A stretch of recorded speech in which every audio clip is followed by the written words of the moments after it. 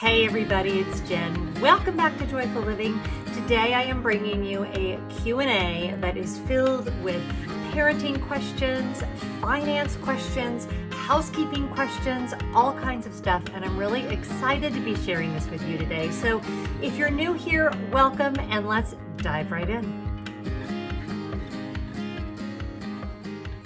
I asked for questions over on Instagram. You guys, by this point, you know the drill. You know that's how I do my Q&As. I actually asked for questions about anything you guys wanted to talk about, and quite a few of you had Disney questions. So those will go up over on my other channel. But today's is going to be all kind of the personal ones, the things you wanted to know about our lives, about Scott and I. And I actually do all of my filming now on my phone, so I can't do the whole like looking on my phone thing. So I actually copied and pasted all of the questions, and then I did it in a note, and I'm actually kind of loving it because it's nice and big. That makes me happy. So if I look down, that's what I'm looking at. And I was really impressed. I'm always impressed with the questions, but this time in particular, I felt like you guys were just super thoughtful, and the questions are just really kind of deep. And so I want to dive right in because I don't want this video to go on too terribly long. After all, you all have lives to get to, and I get that. So let's start with this very first question, which I think a lot of you probably are wondering about. And that is, when your kids were smaller, were you able to carve out you time? And if so, how? Most of you know I have three sons who are now 25, 22, and 22. So yes, a set of twins in there. And I worked full time when they were young, and my husband is a commercial airline pilot, so he was gone a lot of the time. So I have to tell you, this concept of me time was extremely challenging for me. And I think that my most honest answer would be that I did not carve it out nearly as often as I should have.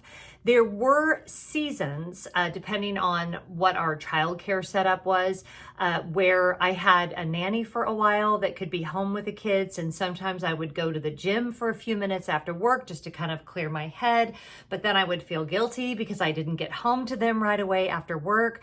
For a lot of years, that me time was done at like 5:30 in the morning when I would go for my morning run, and that was really a fantastic time for me. That was just for myself, and I could just, tune everything out. Kids were still asleep. The problem was, obviously, when they were really young, I couldn't do that when their dad was traveling because you can't leave kids, unsupervised, even at 5:30 in the morning. So then it would be on the treadmill, which was not great. Other times it would just be an afternoon walk. When the twins were little, I would sometimes schedule their nap time when I could go for a walk with them, because just having them sleep and pushing the stroller when the weather was nice really did kind of settle down my soul. And what I wish I could tell you is that I had this like set in stone system and I was so good about it, but I wasn't good about it at all. And it affected my health, and it affected really just kind of the state of my mental peace. So I guess my biggest advice there would be, no, I was not good at it, and be better than me. Whether that is, if you can elicit more help, if you can pay for more childcare, if you can throw money at it somehow, and if that's not possible, if you can somehow figure out if you can get up really early. I would say stay up late, but I don't like that, because then I would find that I would try to like read a book or something, and then it would be 1 o'clock in the morning, and then I'd have a sleep deficit going on, and that wasn't helpful. So yeah, I guess my answer is, when you're raising young kids, I don't know how you're supposed to do that and still do everything else that you're supposed to do. So good luck, and maybe some of you have better ideas than what I had, and you can put those down in the comments below. Okay, this one is another parenting question. I promise they're not all about parenting. Was it a challenging dynamic to raise 3 boys, 2 of which are twins? I don't think challenging dynamic goes far enough. It was, bar none, the hardest thing I've ever had to do. The hardest thing physically, the hardest thing emotionally. Also, I would say the most rewarding thing I've ever done, but it was just a lot of plain old-fashioned hard work, manual labor. I had to be ridiculously organized, which, now that's why I can share a lot of the things I share with you guys, because my level of organization had to be so over the top in order to keep track of all of the schedules. I mean, just the dentist and orthodontist appointments alone. I probably could have benefited from a part-time assistant. It was, I love the word cuckoo bananas. It was the hardest thing I've ever done.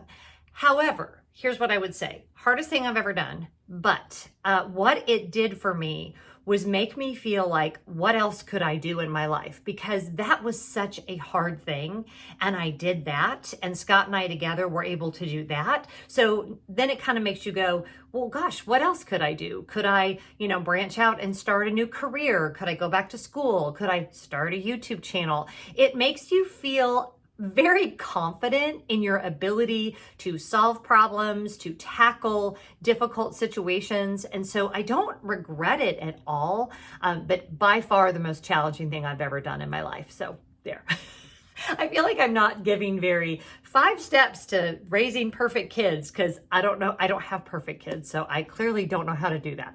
And now this one is more being married to a pilot related. Do you ever get lonely when your husband is away at work? Scott always says he feels like I have a perfect personality to have a husband who's gone as often as he is. I don't really get lonely.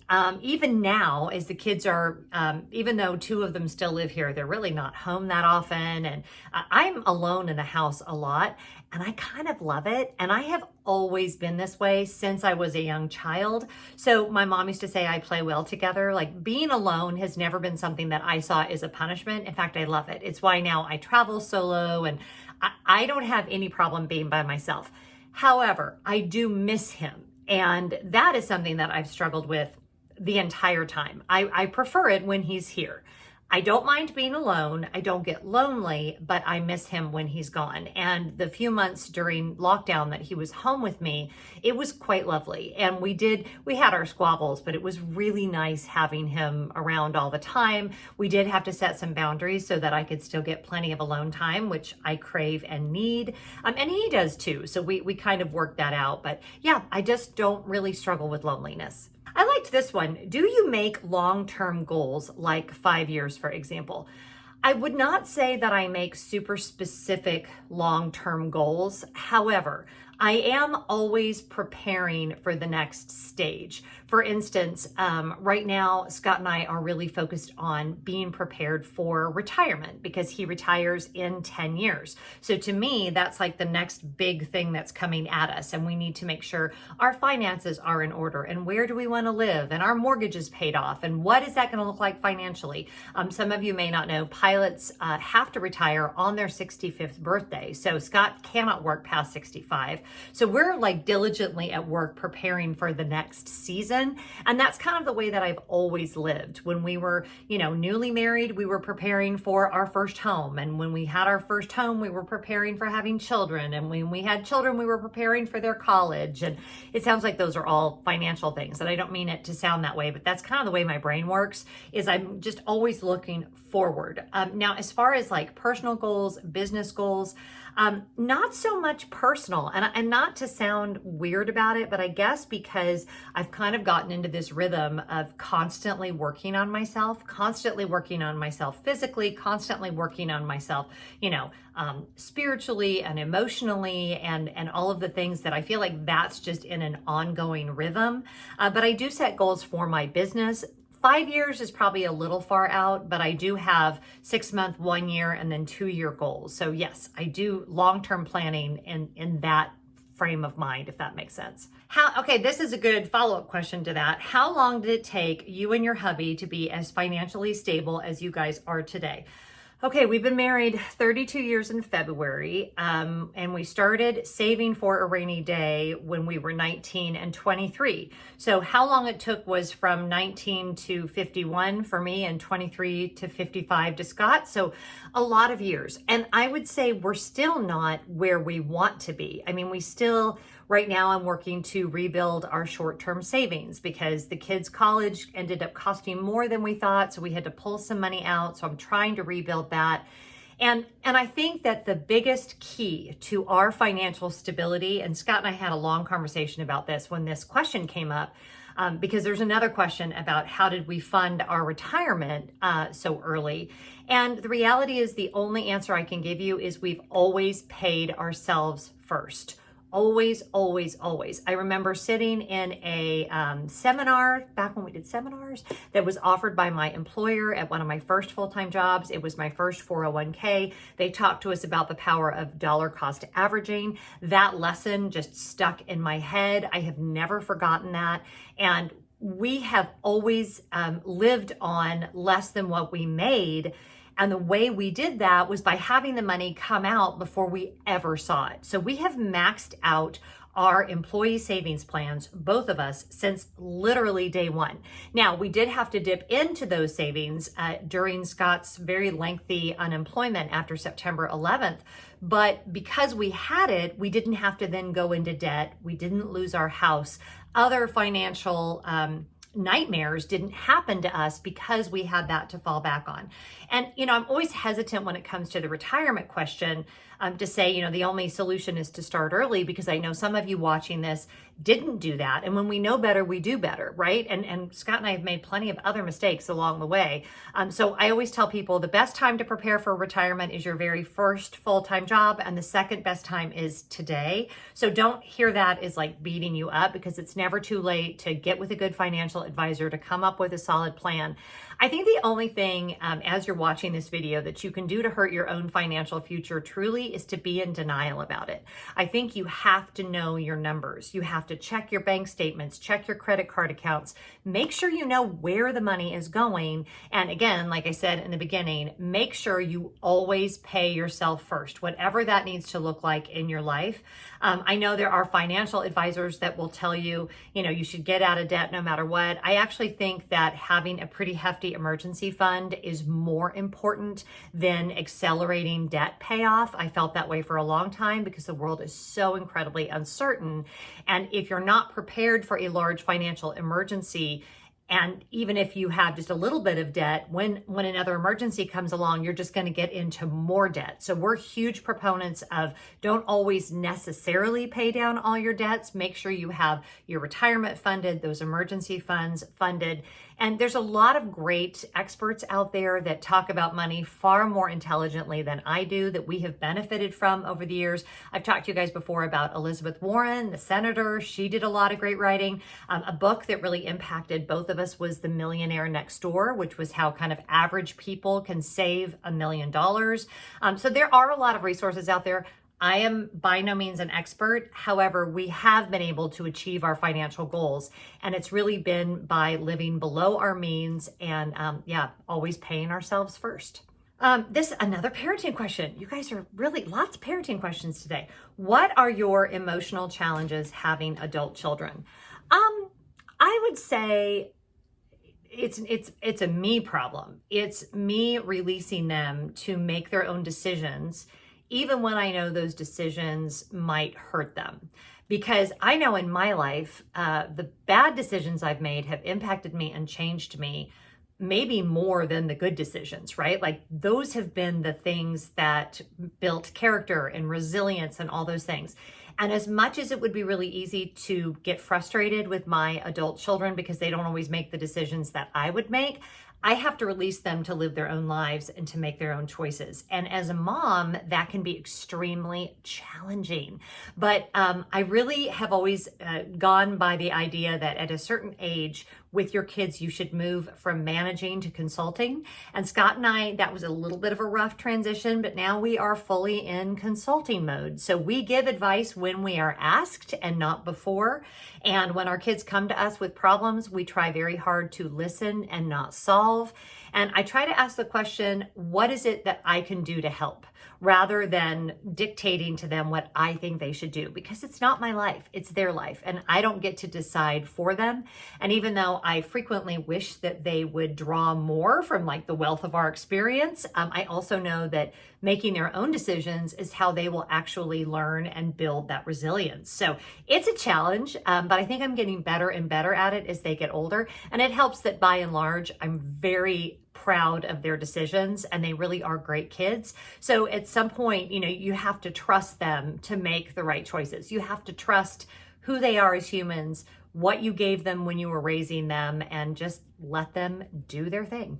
This one I loved. Mama Jen, how do I cultivate a strong relationship with in-laws who are so different to my family?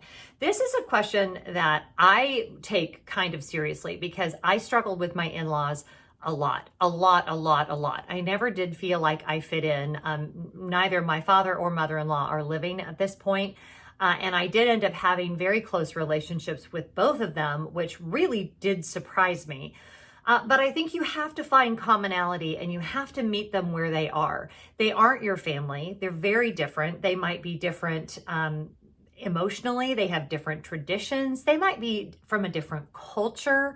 And I think you really have to have a curious mind and want to learn more about them.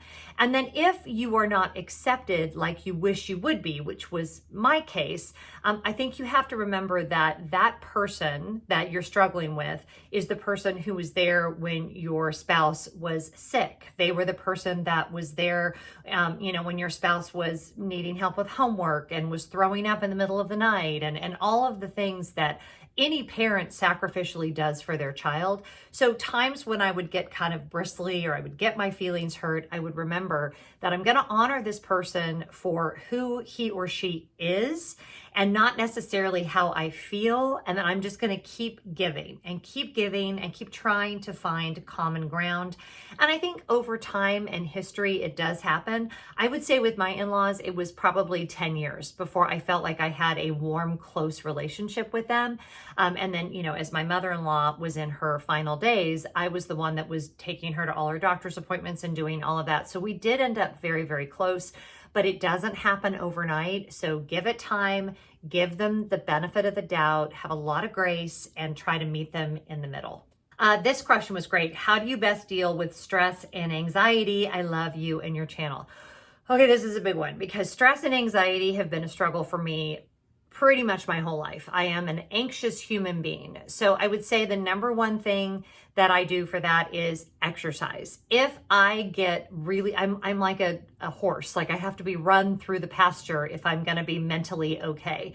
And if I don't exercise, I feel it. My kids feel it. My husband feels it. They know when I have not had proper exercise. Something about the endorphins, getting my heart rate up, or even if it's not a real strenuous exercise, even it's a 30-minute walk outside, moving my body helps me deal with the stress and anxiety so much better.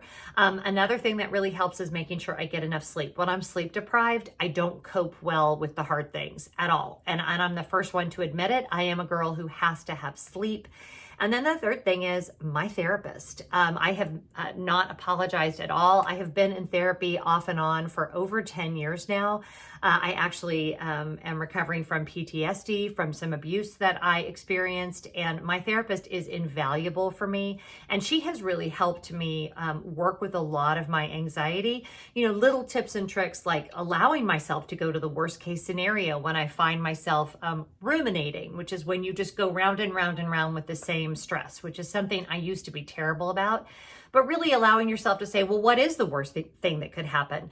Go there, live there for a second, realize that even the worst thing that can happen, you would probably survive. And it just enables me to kind of move past the silly anxieties. But then there's the bigger anxieties, right? Like one of my sons just got a motorcycle and he's not riding it on freeways or anything, but nonetheless, that's just another worry. So I'm having to practice a lot of techniques to remember that whether I worry about it or whether I don't doesn't affect the outcome. I used to feel, I think, that if I worried about things, they would be less likely to go wrong. But as we know, the things that do go wrong are the things you've never worried about before.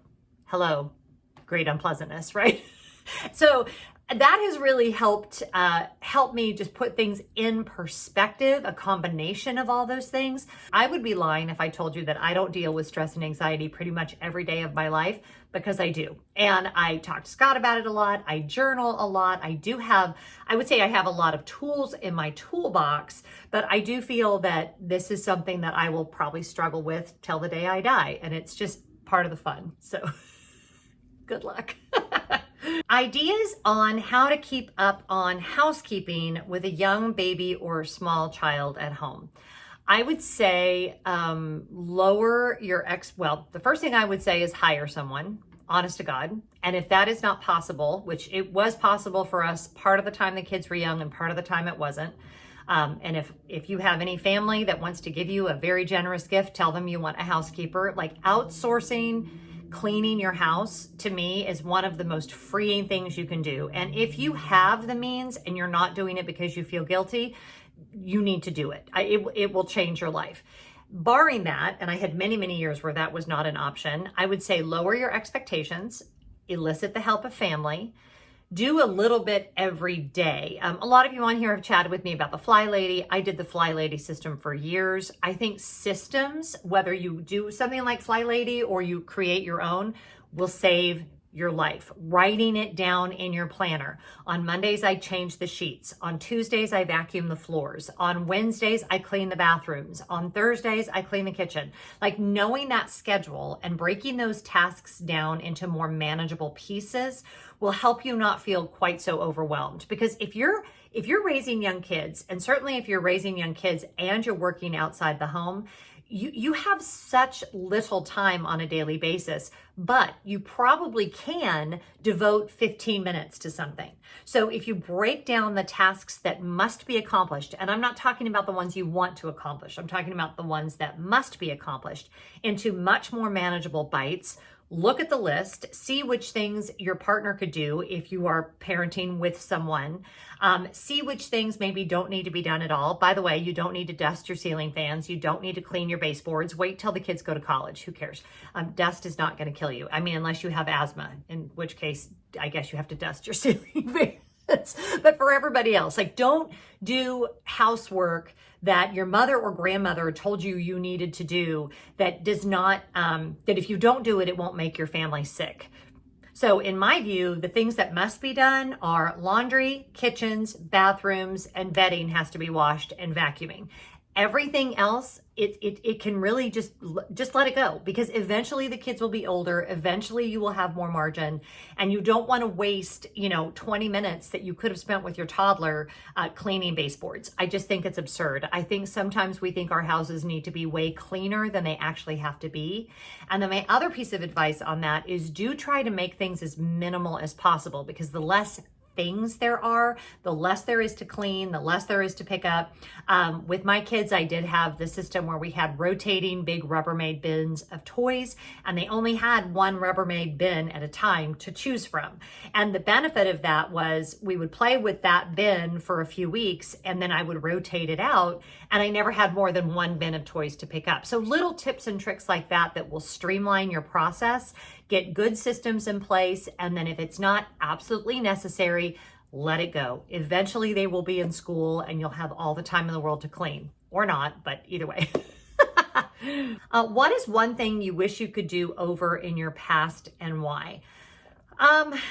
Other than things around my abuse, which we won't talk about, I think the biggest thing is I wish I had had more patience with my kids. I think most parents would say this. There were moments when I was not nearly, I had envisioned myself as being this extremely patient mother. And the truth is I'm not a very patient person. And I can think back on moments where I was short with them, I yelled at them, and I have a lot of regret. I actually talk to them about it quite a bit. They tell me that they don't remember that. Like and fortunately or unfortunately, my kids are brutally honest with me. And they swear up and down they don't remember me as a yeller. But I have moments that I look back on where I just wish I had had more patience for my kids. So my therapist promises me that kids remember the preponderance of how they were raised. In other words, they remember what happened mostly, not the individual times that maybe you didn't handle things particularly well. But yeah, I wish I'd had more patience. They were good boys, and I could have done better in that area. So this is a travel question. I like this. Besides Disney trips, is there a country you would love to visit? My fave have been Italy and Egypt. So I've been a lot of places. I have not yet been to Italy. I have not yet been to Germany. And where was the other place I haven't been? I haven't been to Greece. So those are big places on my bucket list. We have a trip to Portugal, which my entire family has been to Portugal a couple of different times. Scott took the boys. I have not been yet. I really want to go to Spain. So there's a lot of European countries that I have yet to visit. Also, it is on my not too far in the future bucket list to go to Japan. My oldest son has been to Japan a couple of times. He's dying to get me over there, swears up and down that I will just love it. Cannot wait to go. So a Japan trip is hopefully in my future as well. So I've got a lot of world yet to explore. So I'm kind of not quite ready to travel internationally yet, but I will be soon. I'll start adding those things into the rotation. I'll be bringing you guys videos about it. And yeah, there's a lot of world yet for me to explore, and I'm excited. What are your top, there's another traveling question. What are your top tips for a female traveling alone to a new city? Okay, so first of all, I would do your research, make sure that where you're staying is a quote unquote safe area. I would make sure that you're not chatting with people and sharing that you're alone. It's nobody's business. And I chat with people all the time when I'm traveling alone. And if they, well, first of all, no one ever asks. But I have an answer prepared for if they would ask. I always say that I'm there for work and I'm meeting my coworkers later, or I'll say I'm here, my husband is here on business. I always try to come up with a backstory. Is it a lie? Yes, but it's also a way to allow me to chat with people and not be like super, super private, and at the same time not overshare. Obvious things like never share, where you're staying, things like that. And I would say just be aware of your surroundings. Most major cities are very, very safe. I have traveled alone now to New York and London and Paris. And obviously I go to California by myself a lot. I travel all over by myself. Really elicit the people at the hotel to find out where like the safest places are to go for a walk, go for a run, that kind of thing. Make sure you always have your devices charged. If you've heard me tell my infamous story about my phone dying when I was alone in Paris and I got lost, and it was a whole thing. So yeah, just be smart like you would anywhere, and don't advertise the fact that you're traveling alone, but also don't be afraid and just enjoy. I love traveling alone, especially in big cities, museums, all of the things, absolutely love. I have a really interesting question from a friend who said, you've mentioned wanting to move back to California, but what about the cost of living? And yes, Scott and I do have a goal to eventually make it back to California. It's my home state. I'm actually a fourth generation Californian. And it's really interesting because if you really run the numbers, which we have done, the cost of living isn't nearly as big of an increase as you think. Scott and I happen to live in an area of Atlanta where our property taxes are very high, and they're very similar to places that we would live in California. We would need to be in fairly close proximity to LAX. The lifestyle improvement for us is pretty big, especially since we have family out there and things like that. Will it cost us more? Yes, but the biggest thing that will cost us more is the actual cost of our home, and we do probably intend to downsize at that point. We live in a very large home here, which is what we needed when all 5 of us were living here full time. But when we move there, we will probably downsize, maybe even to a condo. So our housing expenses should stay pretty much the same. So it's one of those things that I think everyone thinks California is so much more expensive than everywhere else. But if you already live in a more expensive area in the state where you live, you might be surprised to find out that California is not nearly as expensive as you think it is. Now, if you live in rural Georgia and you're moving to Los Angeles, yes, that is a major jump. We, however, live in Fulton County, and we would be moving to either the Los Angeles County or the Orange County area. It's not quite as big of a jump, and we figured out it would be about a 12% increase for us, so yes, we have run all of the numbers, and 12% is no joke, but it's also not, $50,000 or $100,000 more a year. So we are very much aware of the cost of living difference, and we still love our home state of California. Will that actually happen for us? It still remains to be seen, but it is something that we hope to make happen in the next few years. Oh, I love this question. Love to know more about your performing arts background, study, shows, home, church. Yes, yes, yes, and yes. I first started doing musical theater when I was 9 years old. I was in a community theater production of The Sound of Music. Prior to that, I started taking dance lessons when I was 3 years old. I started taking vocal lessons when I was 10 years old. I have been to, everything pretty regional theater, things like that. I have been paid as a professional a few times. That's never been my primary career. But yeah, singing, dancing, performing, communicating, that has been part of my life my entire existence. And music has always been a huge part of who I am. So my YouTube journey has just kind of all of those skills, all of those years, all of those lessons, all of the time I spent, in acting studios and dancing studios and at Emmett Redmond's Piano in Houston, Texas. That name hasn't come to me in a really long time, but I had an amazing vocal coach for years. And it's just always been a part of who I am. I am an entertainer. I am a communicator. And I'm very grateful for all of that money that my parents spent on decades of training for me, because I do feel I draw from all of that quite a bit in the job that I do now. And I'm going to end with this one. What is the most meaningful advice you've ever received and your favorite advice to give? I would say, and this is so trite, but it's one of those things that goes through my head so frequently, especially as a person who struggles with stress and anxiety. And it's something that Scott actually used to say to me all the time when we first started dating. Don't sweat the small stuff, and it's mostly all small stuff.